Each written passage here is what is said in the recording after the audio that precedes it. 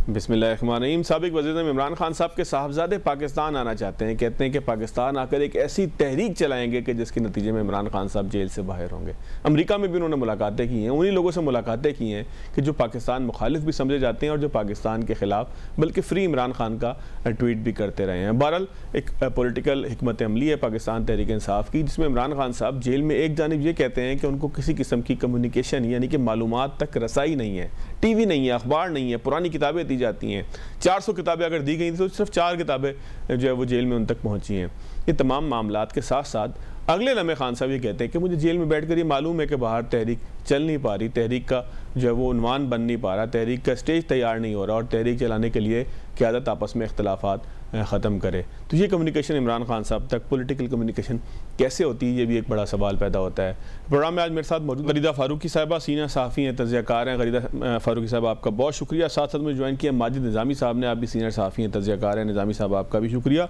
गरीदा फारूकी साहब आप फरमाइएगा कि जिस तरीके से पाकिस्तान तहरीक इंसाफ को भी एक उम्मीद है कि इमरान खान साहब के साहबजादे जब तशरीफ़ लाएंगे, पाकिस्तान आएंगे, तो उनकी आमद कोई इनकलाब का, कोई एक बहुत बड़ी तहरीक का पेश खैमा होगी।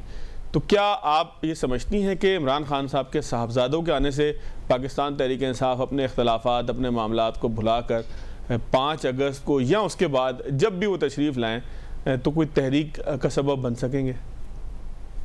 बहुत शुक्रिया फवाद अहमद साहब, it's always a pleasure and honour to be in your programme. अच्छा देखिए, इसमें सबसे अहम चीज तो ये है कि अगर कासिम और सलेमान यहाँ पर आ जाते हैं, अभी तो there is many a slip between the lip and the cup, अभी तो बहुत से बीच में मराहिल हैं जो तय होने बाकी हैं। और दूसरा ये है कि चूंकि वो बरतानवी शहरी हैं, ये तो वाज़ेह हो गया, ये तो अब रिकॉर्ड पे आ चुकी है बात कि they are not Pakistani citizens, they are British citizens. तो बरतानवी शहरी होने के नाते वो यहाँ पर आकर किसी सियासी तहरीक में, किसी सियासी एक्टिविटी में तो हिस्सा नहीं ले सकते।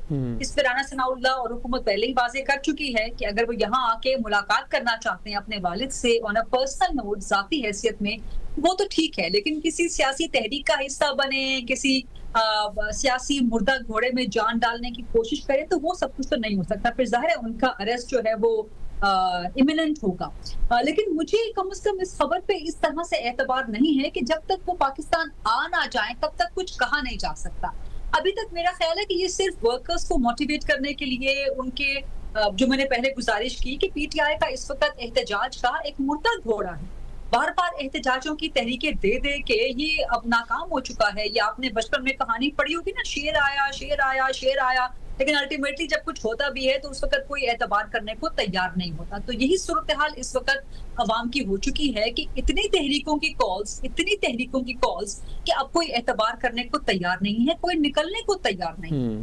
फिर पीटीआई के अपने अंदर जिस तरह के इख्तलाफात हैं, जिस तरह की टूट फूट है, अभी सेनेट के इलेक्शन के हवाले से जो फार्मूला तय किया गया उस पर इतनी बड़ी फूट पड़ी। अली मीन गंडापुर को शदीद तनकीद का निशाना बनना पड़ रहा है कि उनके बारे में कहा जा रहा है कि इमरान खान ने नाम तो दिए थे, लेकिन इमरान खान ने नून लीग, पीपल्स पार्टी, जेयूआई के साथ बैठ के सेटलमेंट करने का मैंडेट नहीं दिया था। सो उस पे इख्तलाफात हैं। फिर पंजाब की लीडरशिप के अपने अंदर इख्तलाफात हैं। फिर जो पकड़ धकड़ इस वक्त शुरू हो चुकी है, ये बहुत इंटरेस्टिंग है एक, और बिल्कुल अचानक ही शुरू हुआ है। 9 मई के हवाले से जो मामलात हैं, सेनेटर नाअहल हो रहे हैं, अपोजिशन लीडर एमपीएस नाअहल हो रहे हैं, एमएनएस नाअहल हो रहे हैं। और अभी चंद दिन पहले मेरे साथ पीटीआई की मेरी बात हो रही थी पीटीआई के एक बड़े अहम रहनुमा से, तो उन्होंने इस खदशे का इजहार किया कि हमारे 20 से 25 एमएनए फारिग हो सकते हैं और टोटल कोई 40 से 45 पार्लियामेंटेरियंस हमारे जो हैं फारिग हो सकते हैं। तो ये तो पीटीआई की अपनी अंदर की सूरत हाल है। तो इस सारी सूरत हाल में मेरा ख्याल है कि एक क्या वो फ्लैग देने के लिए, मुतमईन करने के लिए वोटर्स को भी, लीडरशिप को भी, ये सिर्फ एक पत्ता फेंका गया है। लेकिन जब तक वो आ ना जाए पाकिस्तान, तब तक मेरा ख्याल है कि ये सिर्फ हवाई बातें होंगी इन पर, और इसका फायदा कुछ नहीं होगा। आ जाए वो, मुलाकात कर लेंगे, इस चंद हेडलाइंस बन जाएंगी, इससे ज्यादा से ज्यादा क्या हो जाएगा। और 2 साल में तो वो नहीं आए पाकिस्तान अपने वालिद से मुलाकात करने के लिए। तो अब ऐसा क्या हो गया है कि वो अचानक वालिद से मुलाकात करने के लिए आना चाहते हैं। गुफ्तगू तो उनकी हो रही है, हफ्ते रोजाना हर वीकली बुनियाद पे उनकी गुफ्तगू हो रही है, अपने वालिद से बात उनकी करवाई जाती है। बाकी जो सहूलियात है इमरान खान को, वो भी सब ऑन रिकॉर्ड हैं। और सिर्फ ये नहीं है कि सुपरिटेंडेंट अडियाला जेल ने सिर्फ मीडिया पे आके बयान दिया हो या प्रेस रिलीज दिया हो, उन्होंने अदालत के सामने बयान दिया। अच्छा, खान साहब एक तरफ ये फरमाते हैं कि उनको जेल में सहूलियात नहीं है, उनको जो मुलाकातें मनपसंद लोगों से करवाई जाती हैं, साथ वो एक ट्वीट भी करते हैं कि मैं देख रहा हूं कि आप तहरीक चलाने के लिए जो है वो संजीदा नहीं है, आपस में इख्तलाफात बहुत हैं और मैंने इख्तलाफात को माफ़ नहीं करूँगा। यानी कि एक जानिब उनका पैगाम ये लगता है कि वो ज़मीनी हक़ाइक़ से बखूबी वाकिफ़ हैं, उनके पास सारी इन्फॉर्मेशन पहुंच रही है, जेल के अंदर उनके पास पूरा एक कम्युनिकेशन का सिस्टम है। मैं ये नहीं कहता कि कोई मोबाइल फ़ोन है, लेकिन जो लोग मिल रहे हैं उनके थ्रू उनको पूरी कम्युनिकेशन मिल रही है, लोग पॉलिटिकल पर्पस ऐसे मिल रहे हैं। एक तरफ ये महसूस होता है, दूसरी तरफ खान साहब अपने ट्वीट की इब्तदा यहाँ से करते हैं कि मुझे जो है वो बदतरीन इंसानी हकूक़ जो है वो का मामला मेरे साथ रवा रखा गया है, उनको सलब किया गया है। तो खान साहब के स्टेटमेंट में कॉन्ट्राडिक्शन है, इसका सबब आप क्या समझती हैं? उनके ऑडियंस कौन है, किसके लिए उन्होंने ट्वीट किया है? क्या वो दुरुस्त बात कर रहे हैं? ट्वीट का पहला हिस्सा दुरुस्त है और दूसरा हिस्सा कयास के ऊपर है कि उनको जो लोगों ने बताया वो है, हकीकत है क्या जेल के अंदर उनके साथ? फवाद साहब देखें, मुलाकात तो जिस जिसकी हो रही है, और सबसे बड़ी बात यह है कि सोशल मीडिया तो इस वक्त अलीमा खान के कंट्रोल, सोशल मीडिया सारा वही चला रही है। जो अलीमा खान, उनकी मुलाकात भी नहीं हो रही, और मुलाकात क्यों नहीं हो रही कि इमरान खान खुद उनसे मुलाकात नहीं करना चाह रहे। अच्छा। जब बंद हुई थी शुरू में मुलाकातें अलीमा खान की इमरान खान से, तो मैंने उसी वक्त बता दिया था कि ये एक्चुअली इमरान खान नहीं मिलना चाह रहे। अब पाकिस्तान तहरीक इंसाफ के अपने लोग, चाहे वो मौजूदा हों चाहे वो साबिका हों, वो सब यही बात कर रहे हैं कि इमरान खान तो अलीमा खान को शट अप कॉल दे चुके हैं, क्योंकि अलीमा खान ने कुछ चीजें, बल्कि चंद एक चीजें बहुत ज्यादा ऐसी की हैं कि जिन्होंने इमरान खान को और पीटीआई को सियासी तौर पे नुकसान पहुंचाया है। अभी शेर अफजल मरवत की गुफ्तगू आप देख लें, जिस तरह से उन्होंने अलीमा खान के हवाले से गुफ्तगू की। इससे पहले भी शेर अफजल मरवत पीटीआई में थे भी, या पीटीआई के दीगर भी इस वक्त जो बैठे हुए लोग मौजूद हैं, चाहे वो ऑन द रिकॉर्ड इस बात को एडमिट ना करें, लेकिन ऑफ द रिकॉर्ड हम सबसे वो बात करते हैं कि इमरान खान खुद अलीमा खान से पीछे छुड़ाना चाहते हैं, और अलीमा खान जो है इस वक्त सोशल मीडिया के जरिए पार्टी पे कब्जा करके बैठी हुई हैं। तो सोशल मीडिया में जो बयानात आ रहे हैं, आप देखें कि वो एग्जैक्टली वही टोन, वही लैंग्वेज, वही अल्फाज होते हैं जो अलीमा खान दीगर बहनों की मुलाकात के बाद मीडिया टॉक करते। अब इंटरेस्टिंगली मुलाकात होती है जो उनकी दीगर दो बहनें हैं उनकी इमरान खान से, लेकिन मीडिया टॉक कौन करता है? अलीमा खान करता। तो ये आप इससे देख सकते हैं, अंदाजा लगा सकते हैं कि अलीमा खान अपना होल्ड कायम रखना चाहती हैं। पीटीआई के बयानिए के हवाले से भी सोशल मीडिया पर तो उनका गलबा, उनका कंट्रोल है ही सोशल मीडिया। और इमरान खान ने जो कुछ अरसा पहले ट्वीट की थी, चाहे वो उनकी तरफ से थी या नहीं थी, लेकिन वो बड़ी इंटरेस्टिंग थी। वो कम से कम एक जुमला था उनका जो सच्चाई पर मबनी था कि जी जो मेरी लीडरशिप बाहर है, आजाद है, वो असल में क्या है। तो वाकई ऐसा है कि पीटीआई की जो लीडरशिप बाहर है, आजाद मौजूद है, वो सोशल मीडिया की कैद में है, वो असल में कैदी हैं। उनके नंबर लगने चाहिए कि कौन सा कैदी नंबर कौन सा है जो सोशल मीडिया का कैदी बन के बैठा हुआ है। ठीक हो गया। तो सोशल मीडिया चाहे पाकिस्तान के अंदर हो चाहे पाकिस्तान से बाहर हो, अब तो बहुत हद तक लगाम डाली जा चुकी है बाहर बैठे हुए जो नोबडीज हैं उनको भी। लेकिन असल बात यह है कि उस सोशल मीडिया के जरिए अलीमा खान हावी हैं, और अब 5 अगस्त की कॉल क्या बाकी इमरान खान ने दी है या अलीमा खान पार्टी में कुछ करना चाह रही हैं? सो ये सब चीजें बहुत अनक्लियर हैं, और 5 अगस्त में भी चंद दिन बाकी रह गए हैं। सो इसमें आप नहीं समझ सकते, आप नहीं देख सकते कि कोई बहुत बड़ा नंबर निकलेगा। गर्मी बहुत ज्यादा है इस वक्त, हालात ऐसे हैं, सैलाब की तबाहकारियां हुई हैं, पंजाब इस वक्त जिस तरह मॉनसून के स्पेल में है। और उसके अलावा भी पाकिस्तान तहरीक इंसाफ के वर्कर्स का वो मोटिवेशन लेवल नहीं है। आलिया हमसा जो बात करती हैं उसको निगेट कर देते हैं, बल्कि निगेट तो बहुत छोटा लफ्ज है, उसको शट अप कॉल देते हैं सलमान अकरम राजा। सो इस टूट फूट के साथ, इस सूरत हाल के साथ, पहले सिर्फ पंजाब की हद तक टूट फूट नहीं थी, केपी में किसी हद तक कोई ना कोई भरम बरकरार था, लेकिन सेनेट के इलेक्शन ने तो केपी का भी भरम जो है वो तोड़ के रख दिया। अब वहां पर भी इतनी शदीद टूट फूट है कि वहां से भी बंदे और लोग निकलने को तैयार नहीं होंगे। सो ये तो नाकामी दर नाकामी है, और पाकिस्तान तहरीक इंसाफ के लिए जो मैं हमेशा कहती हूँ कि ये खत्म शुद्ध होके रह गई है पार्टी। ठीक, मैं दोबारा आपकी तरफ आता हूँ गरीदा साहब। जरा माजिद निज़ामी साहब, 2 सवाल जो गरीदा फारूकी साहिबा की गुफ्तगू से पैदा हुए हैं, निज़ामी साहब मैं चाहूँगा उस पर आप तबसरा करें। और एक सवाल वही है जो मैंने गरीदा फारूकी साहिबा से किया कि क्या इमरान खान साहब के साहबजादों के आने से कोई तहरीक चल सकेगी जो पाकिस्तान तहरीक इंसाफ का जो भी सियासी मामला है उसमें कुछ जान पड़ सकेगी। ये सवाल ज़रूर अपनी जगह मौजूद है, इसका ज़रूर जवाब दीजिएगा। लेकिन दो सवालात जो मैं गरीदा फारूकी साहिबा की गुफ्तगू से मैंने अखज़ किए हैं, यहाँ पर मैंने नोट किए, मैं चाहूँगा कि आप उस पर ज़रूर जवाब दें। एक ये कि क्या खान साहब वाकई अलीमा खान साहिबा से नहीं मिलना चाहते? ये खबर मार्केट में भी गर्म है।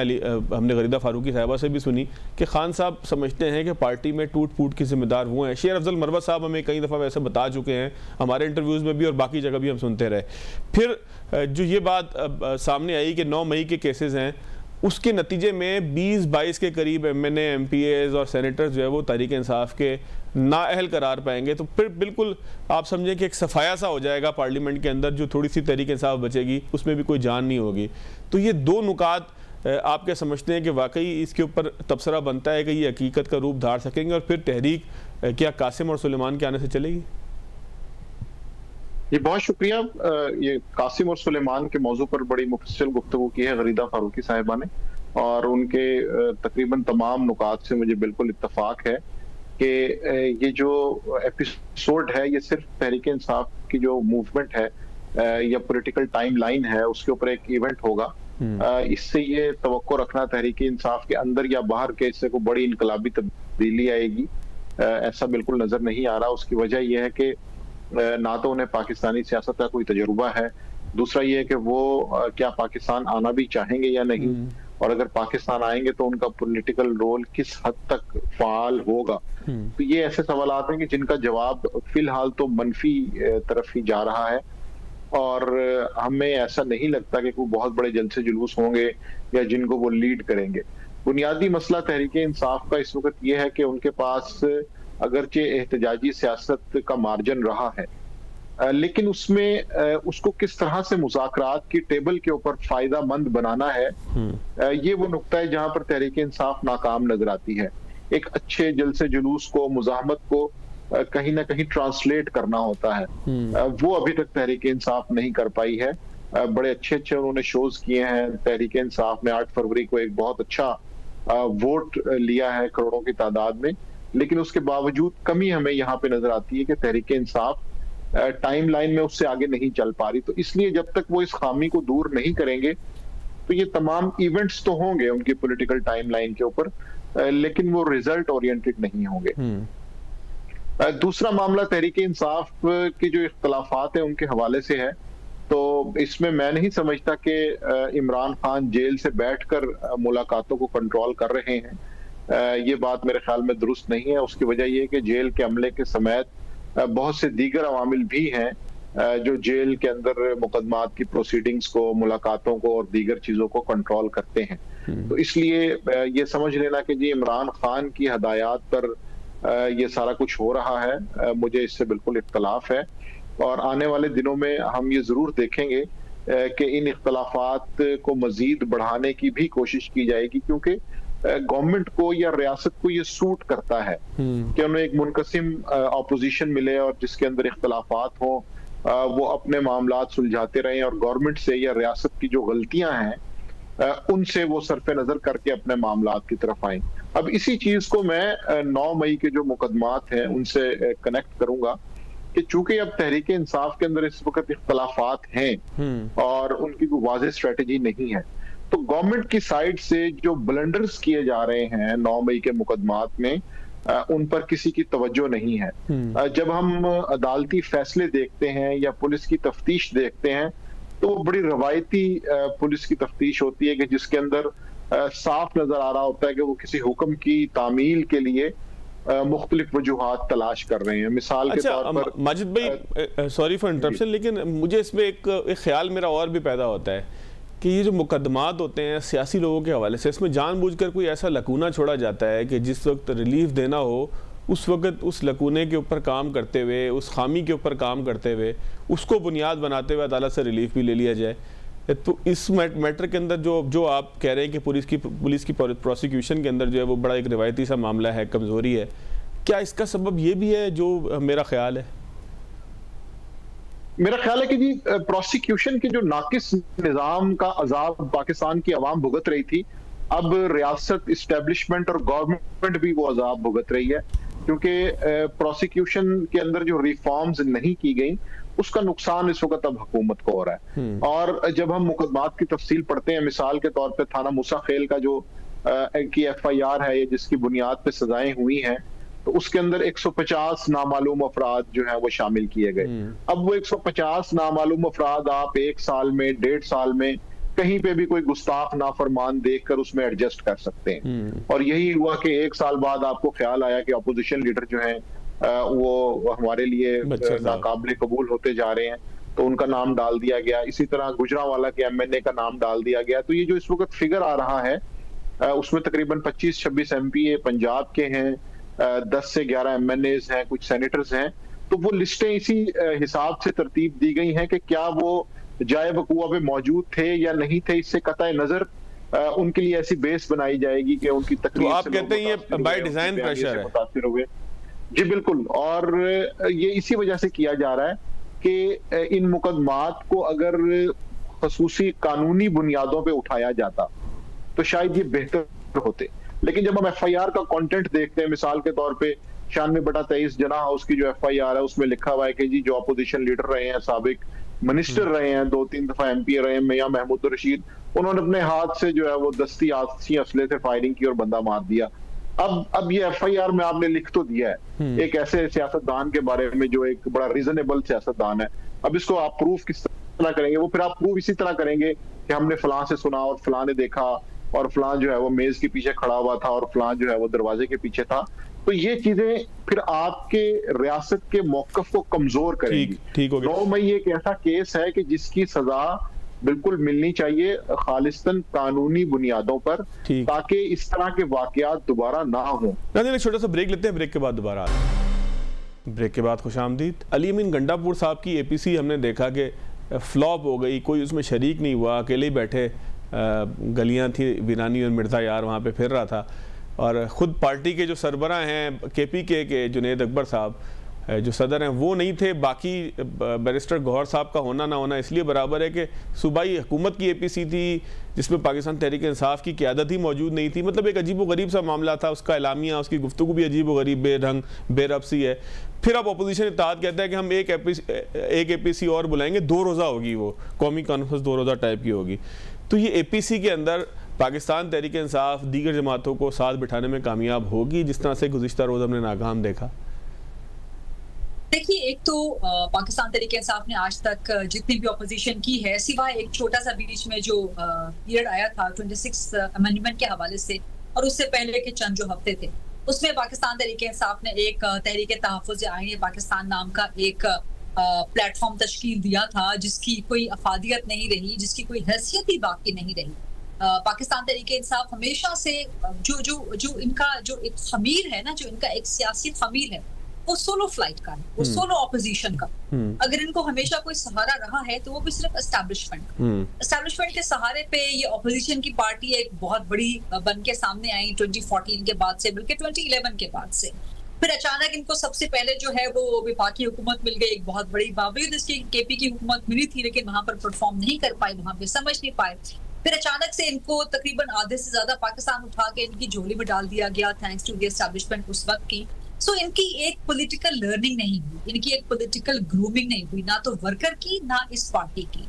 सो ये बिल्कुल एक इमेच्योर सी सियासी जमात बन के रह गई जिसको इस चीज का एहसास नहीं हुआ कि आपको सियासत करने के लिए अपने तमाम जो जितने भी सियासी लोग हैं आपके इर्द गिर्द, उनसे आपको एक एंगेजमेंट रखनी पड़ती है, उनके साथ आपको एक डायलॉग का प्रोसेस रखना पड़ता है, चाहे आपके दोस्तों और दोस्तों से ज्यादा तो आपको अपने सियासी मुखालिफिन के साथ इतना रूम रखना पड़ता है कि कभी जरूरत पड़ने पे आप उनके साथ एंगेज कर सके। यही पॉलिटिकल मैच्योरिटी की निशानदेही होती है।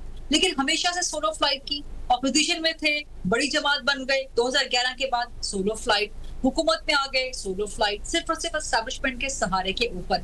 तो वो जो एक माइंडसेट बरकरार है इमरान खान का और पाकिस्तान तहरीक इंसाफ का, और सबसे अहम चीज कि आप सीख नहीं रहे उस सब के बावजूद। आज इमरान खान जेल में बैठे हैं, क्या सीखा? क्या कुछ सीखा उन्होंने? अभी कल परसों उनसे मंसूबे एक बयान आया कि जी मैं सुपरिटेंडेंट जेल को छोड़ूंगा नहीं। तो ये तो वही लैंग्वेज है जो आप कंटेनर पे चढ़ के कहा करते थे, जो आप कि मैं IG को नहीं छोड़ूंगा, मैं फलाने पुलिस वाले को नहीं छोड़ूंगा, मैं फलाने जज को नहीं छोड़ूंगा, अमेरिका में बैठ के आप कहते थे मैं अपने फलाने सियासी मुखालिफ को नहीं छोड़ूंगा, तो आपने सीखा क्या? आप जो अप्स एंड डाउन सियासत में होते हैं, कभी आप हुकूमत में होते हैं, कभी आप हुकूमत से बाहर होते हैं, आप सीखते हैं। आप हुकूमत में रहते हैं तो भी सीखते हैं, हुकूमत से बाहर जाते हैं इस किस्म के हालात में ज्यादा सीखते हैं। तो सोलो फ्लाइट की आज तक आदी है पाकिस्तान तहरीक इंसाफ। अब देखिए ना, मौलाना फजलुर रहमान से एंगेजमेंट की, फिर 26वीं तरमीम के से पहले आप उनके साथ एंगेज कर रहे थे, उनके घर पे हाजिरियां लगा रहे थे। 26वीं तरमीम में जो कुछ हुआ वो सबने देखा। उसके बाद आपने फिर JUIFA को गालियां निकालनी शुरू कर दी, फिर उसके बाद आपने फिर एक जरा सा यू टर्न लिया, फिर वही तरीका, वही रवैया आपका। तो अब तो मौलाना फजलुर रहमान भी जो है वो सख्त नाला हो गए, इसीलिए उन्होंने KP में बैठ के कहा कि यहाँ से तब्दीली आनी चाहिए। और अभी भी वो इस बात के हामी नहीं है कि तब्दीली जो है एनफोर्स करवाई जाए कोई तहरीक। हालांकि अगर तहरीक अदम एतमाद के लिए अपोजिशन इकट्ठी हो जाए और जो 35 आजाद अरकान जो नहीं मिल रहे अभी भी अली अमीन गंडापुर से, और अब तो उनकी अपनी पार्टी के अंदर टूट फूट हो गई है, तो आसानी से तोड़े जा सकते हैं। अली अमीन गंडापुर के खिलाफ इकट्ठा करना तहरीक अदम एतमाद के लिए कोई मुश्किल वक्त नहीं है। इसीलिए अली अमीन गंडापुर ने अपनी हुकूमत बचाई। सेनेट की सीटों पर वो फार्मूला तय करने पे राजी क्यों हुए?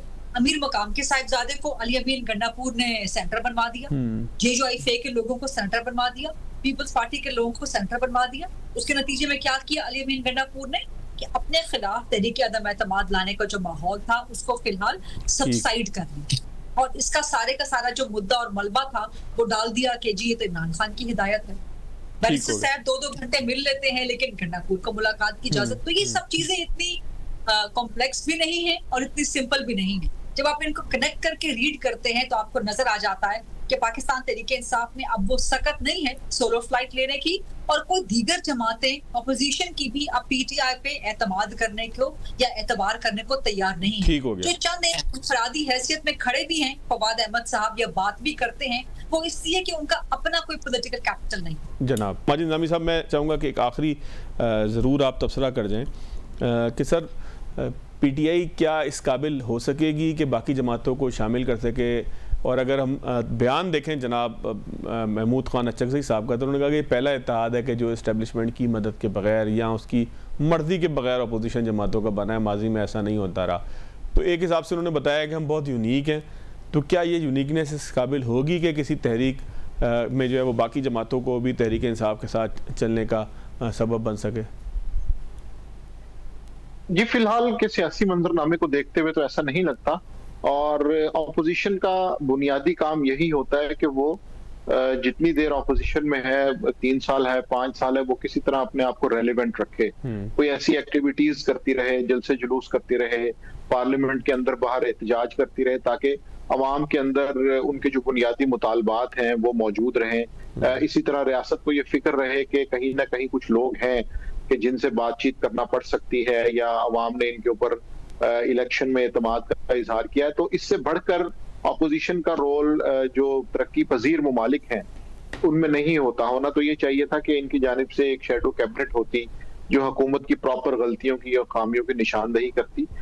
लेकिन अभी भी मुझे ये जो 31 जुलाई की ऑल पार्टीज कॉन्फ्रेंस है, ये भी उसी का एक तसलसल लगती है, क्योंकि इसके अंदर भी हम यही देखेंगे कि तकारीर के हिसाब से और बयानात की तरह चीजों को आगे लेके चला जाएगा। और जिस तरह से अली अमीन गंडापुर ने निहायत खूबसूरती से 5 अगस्त की जो डेडलाइन या तारीख थी उसको जिस तरह 90 डेज में बदला है, तो अब ये APC जैसी एक्टिविटीज के जरिए वो अपने आप को रेलिवेंट रखेंगे, मीडिया से कनेक्टेड रखेंगे, ताकि एक लंबा सफर है तहरीक इंसाफ के लिए, उसको वो बेहतर तरीके से गुजारने की कोशिश करेंगे। एक चीज और है माजिद साहब, सियासत उन्होंने जी माजिद भाई, एक चीज और है, जरा मैं चाहता हूँ कि उस पर भी आपका तबसरा जरूर लूँ। ये जिस तरह से खान साहब नाम लेते हैं, मतलब उन्होंने जेल सुप्रीडेंट अंजुम गफूर तुम फलां हो, इस तरीके से हम देख रहे हैं कि एक तारीख है पूरी 2014 के धरने से लेके कि जहाँ वो पुलिस एहलकारों के, ये पुलिस अफसरान के नाम लिया करते थे, बाद में भी हमेशा नाम लेकर वो जो है ना तनकीद का निशाना बनाते हैं। तो क्या ये सियासत में खान साहब की जानिब से मुतारिफ कराया गया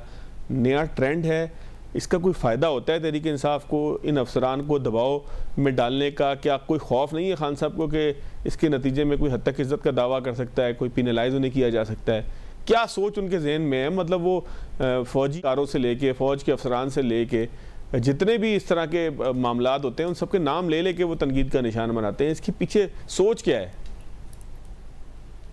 देखिए, इसके पीछे सोच ये भी हो सकती है कि वो अपने आप को इन सब मामलात से बालातर महसूस करते हैं, और दूसरी सोच ये भी हो सकती है कि वो ये चाहते हैं कि वो फ्रंट फुट पर आकर खेलें और अगर मगर के बगैर बात करें। तो इस तरह से उनकी जो वोटर सपोर्टर हैं, जो उनका हल्का है, वो उनसे मुतासिर होता है, और इसी बुनियाद पर तो टू पार्टी सिस्टम के खिलाफ ये सारी चीजें हुई थी कि जो टू पार्टी सिस्टम है वो पाकिस्तान को वो फायदे नहीं दे सका या गवर्नेंस में वो बेहतरी नहीं ला सका। तो इसलिए कुछ ऐसे लोगों की जरूरत है जो फ्रंट फुट पे आके खेलें और एक शमशीर बेनियाम की तरह जो है वो सियासी तौर पे आगे बढ़ते हुए अपना काम करें। तो ये उसी का तसलसल है कि जेल के अंदर से भी वो इस तरह की बात करते हैं कि गैर लचकदार रवैया है। अब गैर लचकदार रवैया जो है वो कुछ लोगों के लिए तो मुश्किल का सबब भी होता है, लेकिन कुछ लोगों को वो बहुत पसंद भी है, और उनकी जो वोट बेस है या उनके जो सपोर्टर्स हैं, वो उनसे किसी लचक का मुजाहरा नहीं देखना चाहते, बल्कि वो उनको ऐसे ही पसंद करते हैं कि वो इस तरह के बयानात से सियासी माहौल को गरमाए रखें। और इसी वजह से तहरीक इंसाफ की पूरी हिस्ट्री में, उनकी टाइमलाइन में हमें इस तरह की चीजें गाहे गाहे नजर भी आती हैं। चलें, बहुत शुक्रिया। माजिद निज़ामी साहब मेरे साथ मौजूद थे, गरीदा फारूकी साहब मेरे साथ मौजूद थी। नाज़रीन, एक ब्रेक लेंगे, ब्रेक के बाद जरा जायज़ा लेते हैं कि डॉलर रेट क्यों फ्लक्चुएट कर रहा है, किस तरह से हुकूमत उसको रोकना चाहती है, कंट्रोल करना चाहती है, कितना हकीकी है, कितना गैर हकीकी है। ब्रेक के बाद खुशामदीद। मलिक बोस्तान मेरे साथ मौजूद है। मलिक साहब, डॉलर का रेट क्यों बढ़ रहा है? सीधी बात, कोई और बात मैं आपसे नहीं कर रहा, दाएं बाएं का तफसील नहीं पूछ रहा आपसे, सिर्फ ये पूछ रहा हूँ कि सर ये रेट क्यों बढ़ रहा है, कंट्रोल कैसे होगा, हुकूमत क्या कर रही है? आपकी अहम मुलाकातें भी हो रही हैं कुछ सिक्योरिटी इदारों से।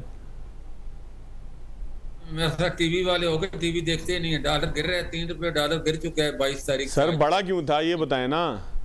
हाँ, ये सवाल सही है आपका। बढ़ क्यों रहा है, बढ़ा क्यों था और गिरा क्यों है, ये बताएं। ये सवाल सही है सर। बढ़ा इस वजह से था कि मैंने आपको, जैसे कल आपने हमारा प्रेस रिलीज पढ़ा होगा, मीडिया में आया था कि ब्लैक मार्केट बहुत ज्यादा इजाफा हो चुका था, क्योंकि जंग में बॉर्डर सील हुए थे ईरान अफगानिस्तान के। जो ही बॉर्डर खुले, स्मगलिंग अरूज पे चली गई, और स्मगलरों को क्योंकि स्मगलिंग के लिए फॉरेन एक्सचेंज चाहिए होता है और लीगल चैनल से वो ले नहीं सकते, तो उन्होंने ब्लैक मार्केट का रुख किया और अपने कारिंदे जो एक्सचेंज कंपनी की बड़ी बड़ी मार्केटें उनके बाहर खड़े कर दिए, और वो जो भी कस्टमर आता था उसको अपने खुफिया दफ्तरों में लेके ज्यादा ऑफर रेट करते थे। ब्लैक का ज्यादा रेट ज्यादा होता है, तो लोग भी लालच में आके उनको देना शुरू कर देते। हमारी सप्लाई कट हुई, तो हमने ये चीज बताई आला हुकाम को कि ये इनके खिलाफ क्रैक डाउन करें, हुंडिया वाला ऑपरेटर करा और ब्लैक मार्केट के खिलाफ, और ये करेंसी स्मगलिंग दोबारा हो गई। क्योंकि आज भी जो है वहाँ अफगानिस्तान में रेट आज भी 293 रुपये है, तो ये वहाँ क्योंकि रेट ज्यादा है तो यहाँ से लोग वहाँ लेके चले जाते हैं। तो क्रैकडाउन शुरू हुआ, अल्लाह का शुक्र आपने देखा पिछले 3 दिन में 3 रुपये डॉलर गिरा है। इंटर बैंक जो है वो भी 283.50 के करीब है, और फ्री मार्केट भी जो है 286.50 के करीब है, और शाम को और भी गिर जाएगी। तो आने वाले दिनों में डॉलर का अगला टारगेट 85 है। 85 जो ही ब्रेक होता है उसके बाद 280 पे 75 फिर 70, और हमारा तो ख्वाब है कि 250 तक जाए। अल्लाह करे हमारी आरज़ू पूरी हो, और पूरी कौम की बल्कि ये आरज़ू है। जितना डॉलर सस्ता होगा इतनी महंगाई कम होगी। जिस इंटरेस्ट दे देखो 340 से कम हो गए, 2 साल पहले 270 पे आया था, और आपका इंटरेस्ट रेट 22 से कम हो गए 11% हो गया। आपकी रेमिटेंस 30 अरब से बढ़ के 38 अरब डॉलर पे चली गई। तो हमारी एक्सपोर्ट बड़ी, रुपया मुस्तहकम होता है तो हर चीज आपकी मुस्तहकम हो जाती है। तो रुपये का मुस्तहकम होना पाकिस्तान की मैशत की मुस्तहकम की अलामत है। सर ये 278-280 के दरमियान बहुत अरसे तक ब्लॉक रहा है, फिर ये एकदम बढ़कर जो है वो 85-86 तक चला। हाँ, ये जून में ही सारा बढ़ा है, और उसकी वजह ये थी कि एलसीएं बहुत ज्यादा खुली हैं, क्योंकि स्टेट बैंक ने एलसीएं पे पाबंदी हटा दी थी। बाहर के जो हमारे जिन कंट्री से हम इंपोर्ट करते हैं उनको हम एक्सपोर्ट भी करते हैं, तो उन्होंने कहा जी आप अगर हमारी इंपोर्ट रोकेंगे तो हम आपकी एक्सपोर्ट रोक लेंगे।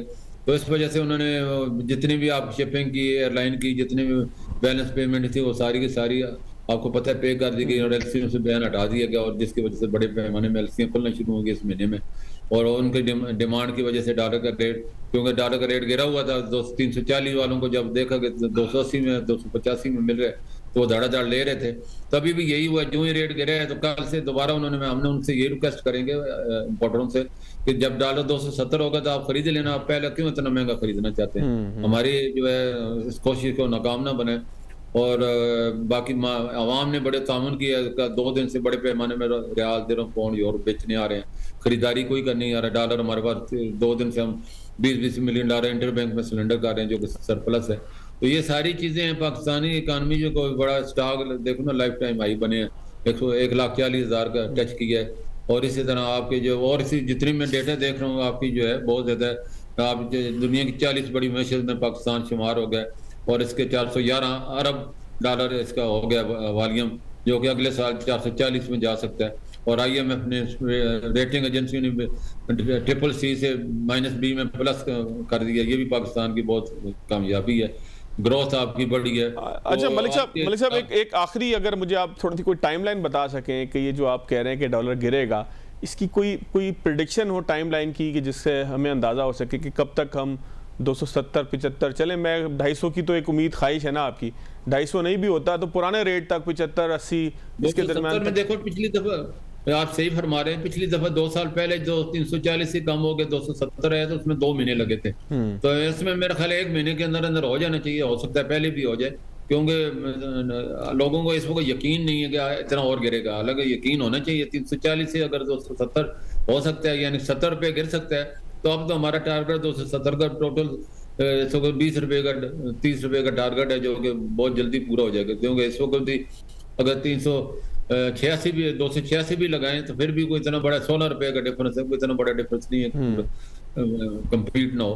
तो इंशाल्लाह जल्द आपको खुशखबरी सुनाएंगे। 16 दिनों में भी हो जाए तो बहुत बढ़िया। 16 नहीं, मैंने फिर भी 1 महीना कहा है, तो 1 महीने में इंशाल्लाह अंदर अंदर हो जाएगा। चलिए, बहुत शुक्रिया मलिक साहब आपके वक्त का। नाज़रीन, प्रोग्राम से आज के लिए इतना ही, याद दीजिएगा। अल्लाह।